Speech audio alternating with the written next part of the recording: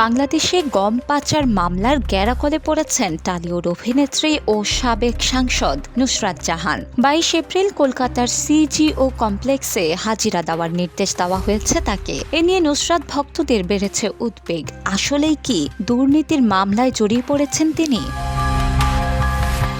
শোনা যাচ্ছে বাংলাদেশে গম পাঠানোকে কেন্দ্র করে যে দুর্নীতির অভিযোগ উঠেছে সেই সময়ে বসিরহাটের সাংসদ ছিলেন নুসরাত। এই পাচার চক্রের আর্থিক লেনদেনের সঙ্গে তার যোগসূত্রতা থাকতে পারে।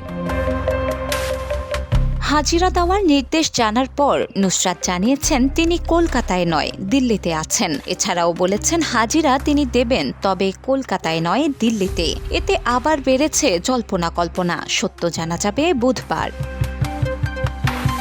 বিনোদন ডেস্ক, দ্য নিউজ।